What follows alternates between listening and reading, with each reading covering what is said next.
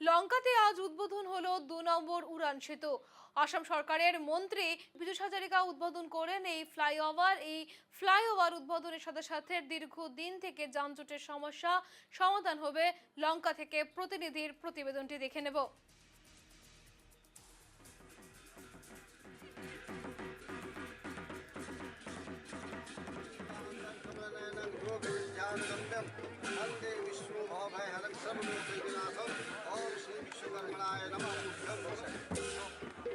নিশ্চিতভাবে বহু প্রত্যেককার অন্ততে আজ এই লঙ্কার ২ নং ফ্লাইওভার উদ্বোধন করবেন রাজ্যের ক্যাবিনেট মিনিস্টার পীযূষ হাজারিকা মহোদয়। কিছু সময় পরে আসবেন। আমি সতীর্থ ক্যামেরা অমলেশ আছে, ওকে আমি সামগ্রিক দৃশ্য দেখানোর জন্য অনুরোধ করবো। এই মুহূর্তে আসাম সরকারের মন্ত্রী পীযূষ হাজারিকা মহাশয় এখানে পৌঁছাবেন কিছু সময় পরে।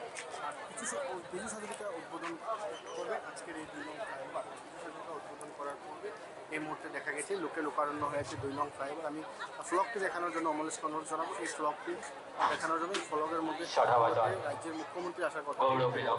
রাজ্যের মুখ্যমন্ত্রী এখানে আসবে বিভিন্ন কাজের জন্য, হতে উনি আসেননি, কিন্তু আজকে এই যে ২ নং ফ্লাইওভার ২ নং ফ্লাইওভার যে আসাম সরকারের ক্যাবিনেট মিনিস্টার পীযূষ হাজারিকা মহাশয় আজকে উদ্বোধন করবেন। আর এই উদ্বোধনের সময় লোকের রূপকারণ্য হয়েছে ইতিমধ্যে। আর ইতিমধ্যে আমি বলে রাখি যে লামডিং সমষ্টির বিধায়ক আজকের এই উদ্বোধন অনুষ্ঠানে এবং প্রশাসনের মুরব্বীরাও আছেন।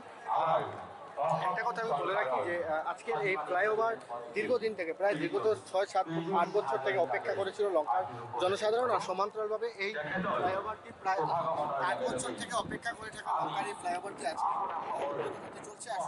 আজকের এই ফ্লাইওভার পশ্চিম কার্বি আংলং এবং যে যানজটের সমস্যার সমাধান আমি সত্যি তো ক্যামেরা করবো এখান থেকে জুম করে কিছু দৃশ্য দেখানোর জন্য। এক প্রকার লোকের লোকারণ্য হয়েছে লঙ্কার যে যে আজকে যে আয়োজন করা হয়েছে, যে উদ্বোধনী অনুষ্ঠান, এই উদ্বোধনী অনুষ্ঠানে ইতিমধ্যে আমি বলি যে এক প্রকার লঙ্কাবাসী জনসাধারণ উৎফুল্লিত হয়ে আছে। আর লঙ্কাবাসী জনসাধারণ উৎফুল্লিত হয় এই আজকের এই অনুষ্ঠান উপভোগ করতে আসছে। কেননা বহু প্রতীক্ষার অন্ততে আজকে এই ফ্লাইওভার উদ্বোধন করা হবে।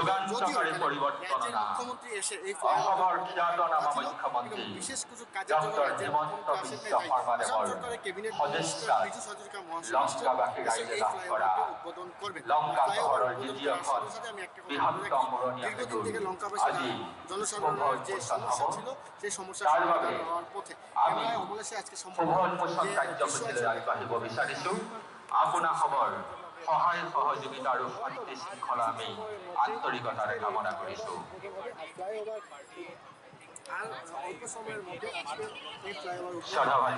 উদ্বোধন হওয়ার সাথে সাথে দীর্ঘদিন থেকে লঙ্কাবাসীর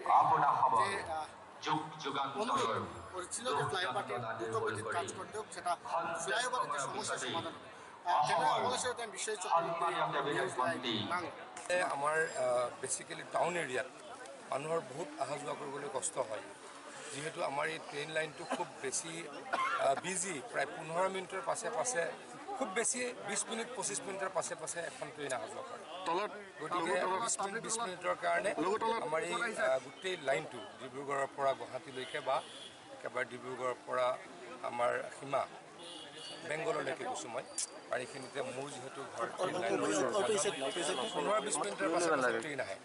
গতিকে ROV নহ'লে টাউন এৰিয়াত খুব বেছি অসুবিধা হয়। ঠিক তেনেকৈ মোৰ সমষ্টিৰ জাগিৰোডত আগতে বহুত কষ্ট হৈছিলে, এতিয়া মানুহৰ কষ্ট লাঘৱ হ'ল।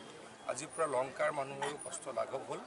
মই মুখ্যমন্ত্ৰী ডাঙৰীয়াৰ হৈ এই ক্ষেত্ৰখন ৰাইজৰ কাৰণে উৎসৰ্গা কৰিবলৈ পাই অত্যন্ত সুখী হৈছোঁ। যাতায়াত সম্পূৰ্ণ হৈ উঠা নাই এতিয়া, আৰু কি ক'ব? মই ইমান নাজানো, কিন্তু কমপ্লিট হৈ যাব। কি কৰিব লগা আপুনি যোৱাৰ পিছত আকৌ কামটো নহয়, মই চাই দিম এতিয়া। কালি কৈছে আচলতে ট্ৰেইন লাইনত অলপ